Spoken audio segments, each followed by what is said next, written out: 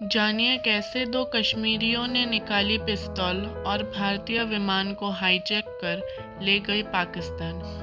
पूरी कहानी जाननी हो तो इस वीडियो को पूरा ज़रूर देखें। वीडियो पसंद आए तो लाइक, शेयर और सब्सक्राइब ज़रूर करें। जनवरी की एक ठंडी सुबह है और पूरी शहर बर्फ से ढकी हुई है।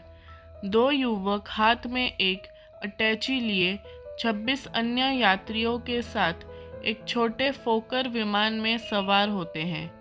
कुछ ही देर में यह विमान हवा में उड़कर अपने गंतव्य की ओर बढ़ने लगता है। विमान में अगल बगल बैठे इन दोनों युवकों की यात्रा बेचैनी में गुजर रही है, लेकिन इस चिंता के बावजूद वे एक दूसरे से बात कर रहे हैं। विमान अब अपने गंतव्य से बहुत करीब है और लैंडिंग से कुछ ही समय पहले एयर होस्टेस सभी यात्रियों से अपनी सीट बेल्ट बांधने के लिए कहती है। लेकिन उसी समय उनमें से एक युवक लगभग दौड़ता हुआ कॉकपिट में घुसकर कप्तान के सिर पर पिस्तौल रख देता है और उसे विमान को किसी और देश की तरफ मोड़ने के लिए कहता है।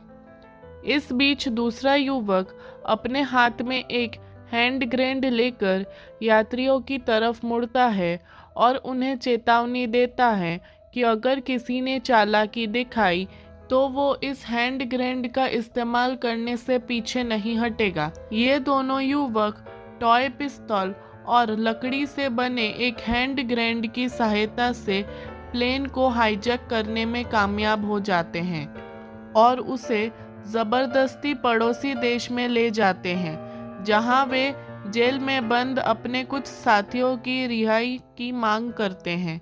आप सोच रहे होंगे कि ये दृश्य किसी हॉलीवुड एक्शन थ्रिलर फिल्म के हैं, लेकिन ऐसा नहीं है, क्योंकि ये दृश्य आज से 50 साल पहले हुई उस विमान हाईजैकिंग की है जिसके बारे में कई सवाल है और अस्पष्ट कई दशक गुजर जाने के बाद आज भी जवाब के इंतज़ार में हैं। 50 साल पहले 30 जनवरी 1971 को दो कश्मीरी युवक ने अपनी इंडियन फ्रेंडशिप फोकर विमान गंगा को श्रीनगर हाईवे अड्डे से जम्मू जाते हुए हाईजैक कर लिया था और बाद में उसे ज़बरदस्ती पाकिस्तान के शहर लाहौर ले गए। हाजिमा कौरेश उस समय केवल 17.5 साल के थे, जबकि अशरफ कौरेश 19 साल के थे। गंगा विमान सेवा से रिटायर हो चुका था, लेकिन हाईजैकिंग के इस वारदात से केवल कुछ ही हफ्ते पहले अचानक उसे फिर से उड़ान भरने की अनुमति दे दी गई थी। इस विमान हाईजैकिंग घटना के पीछे के संभावित कारण और भविष्य पर इसके प्रभाव के विवरण में जानने से पहले ये जानना ज़रूरी है कि इस हाईजैकिंग की योजना कब और किसने बनाई थी। 1968 में जम्मू कश्मीर लिबरेशन फ्रंट के अध्यक्ष मकबूल भट्ट कश्मीर की आज़ादी के लिए चलाए जाने वाले शस्त्र संघर्ष के अग्रणी व्यक्ति थे। पेशावर में रहते हुए हशीमा की मुलाकात मकबूल भट्ट से हुई। मकबूल भट्ट से प्रेरित होकर हशीमा जम्मू कश्मीर लिबरेशन फ्रंट के औपचारिक रूप में शामिल हो गया। इस संगठन का उद्देश्य कश्मीर को पाकिस्तान और भारत दोनों से आज़ाद करना था।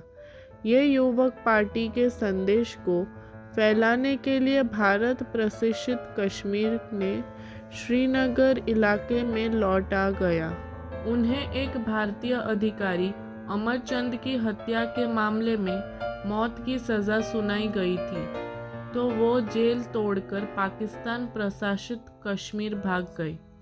इस घटना के कुछ समय बाद 16 वर्षीय एक युवक हसीमा कुरैशी भी अपने करीबी रिश्तेदारों से मिलने पाकिस्तान आए थे। फैलाने के लिए भारत प्रशासित कश्मीर के श्रीनगर इलाके में लौट आया।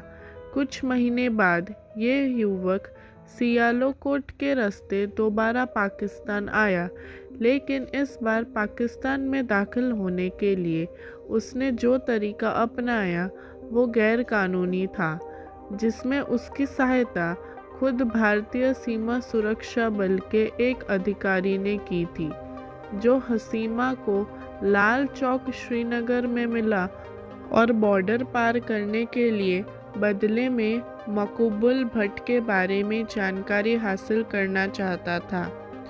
बीएफसीएफ की मदद से सीमा पार करने के बाद हसीमा मकबूल भट्ट से मिला और भविष्य की योजना बनाने लगे। 18 जून 1969 को मुकब्बल भट्ट, हसीमा और अमानुल्लाह खान रावलपिंडी में डॉक्टर फारूक हैदर के घर खाने की मेज़ पर बैठे थे। अचानक रेडियो पर खबर आई कि इरिट्रिया की आज़ादी के लिए लड़ने वाले 3 युवकों ने इथियोपिया की एक यात्रा विमान पर हैंडीग्रेड में टाइम बमों के इस्तेमाल से किया है। आगे की कहानी जाननी हो तो पार्ट 2 ज़रूर देखें। बहुत रहस्यमय कहानी अब भी बाकी है।